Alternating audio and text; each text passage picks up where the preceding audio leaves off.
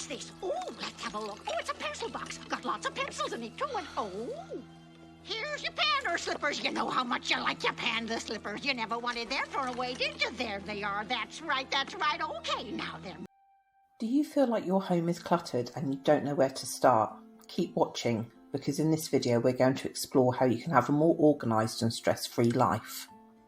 Hey, it's Nikki from the Top 3, and if you're anything like me, you've probably collected a lot of stuff over the years. Clothes, books, movies on various media, kids' toys, pots, pans, kitchen gadgets, pictures, craft stuff, and drawers and tubs full of miscellaneous items. And like me, you may find that organisation and decluttering is not a natural skill, and you probably feel overwhelmed and not quite sure where to start. When your immediate space is cluttered, your mind is cluttered and it's stressful. But worry not. In this video, we're going to explore how to declutter our spaces in 3 simple steps so that we can all achieve some peace of mind. Number 1, start small. We're not going to go rushing into anything. We're going to take small steps and we're going to take them one at a time. It can be all too easy to dive in with no real planning, pull out the contents of all of your cupboards and then find yourself neck deep in stuff, tired out and with dwindling motivation. I know this, I've been there. So let's make a plan that's manageable and gives us little wins on a regular basis. Sometimes the first thing we need to do is actually define what clutter is in our world, because it's not going to be the same for everybody. For me, I'm not so good at throwing things away, as I often think that I can fix them. A bit of glue, a replacement widget from somewhere that I haven't even got around to researching yet, and before I know it, countertops and drawers are full of I'll get round to it items.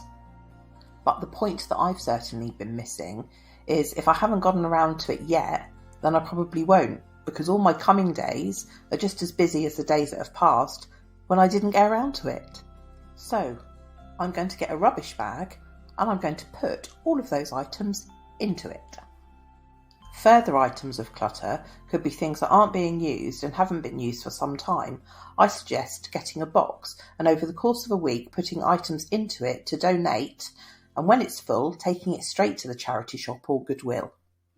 Number 2, define your rule. Find a deciding rule or method that works for you. Let's take a look at a few. You may have heard of Kondo. She's a Japanese organising consultant, author and TV presenter, and she suggests that you keep only those things that speak to the heart and discard items that no longer spark joy. I particularly like her quote, "We should be choosing what we keep, not what we get rid of." She's written many books, including The Life-Changing Magic of Tidying, and she's presented 2 series on Netflix. I'll leave links in the description if you're interested. The next rule or method comes from The Gentle Art of Swedish Death Cleaning by Margareta Magnusson. She approaches decluttering by suggesting that you get rid of all of the stuff you've accumulated that you don't need anymore so that no one else has to do it for you after you pass. If you're interested in finding out more, I already made a video about the top 3 principles of Swedish death cleaning, and I'll link to it in the top right corner. Gabe Built has a fab channel on YouTube, and he's got a really good method called the 90% rule. He suggests that you look at any item and then rate it from 1 to 100. If the item's not above 90, then put it straight into the donate box. This way, anytime you pick up anything in your space, it's going to be one of your favourites. So when you pick up an item that you're not sure about, what method is going to help you decide? I really like all 3 methods, but if I'm struggling to let something go, asking myself if I want it to be a burden on my loved ones in the future usually enables me to reach a decision. And finally, at number 3, declutter for life. Decluttering should not really be considered as just a one-off activity. If you're serious about simplifying your life and decluttering your mind, then making decluttering a habit is probably the best way to go. Did you know that according to a study in the journal Neuroscience, new habits develop in as few as 50 repetitions? So if you start today, you'll be making good strides towards a behaviour change for the future. Most of us will probably approach decluttering on a larger scale in the first instance, but once you get to a place where you're happy, then it would be such a shame to have to do it all again in a few years. A good way to avoid this is to set aside a declutter time each month. Go through your space with the donate box and pop in any item that is cluttering your space and cluttering your mind. Even better would be to train yourself out of the habit of keeping things in the first place for all of those reasons that seem so important at the time. So to conclude, number 1, start small. Number 2, define your rule or method.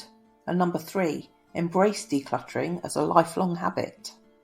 Just as a quick recap, I mentioned Marie Kondo, Margareta Magnusson and Gabe Built. I'll put some information about all 3 of them in the description below in case you're interested in exploring their ideas further. I'll also link to my previous video about Swedish death cleaning. As always, thank you so much for watching. If you have enjoyed this content, please consider clicking the like button, sharing with someone who would enjoy this video, leaving a comment and subscribing to the channel for more interesting top 3s in the future. Bye for now, and remember, if it doesn't add value to your life, then it shouldn't belong in your life.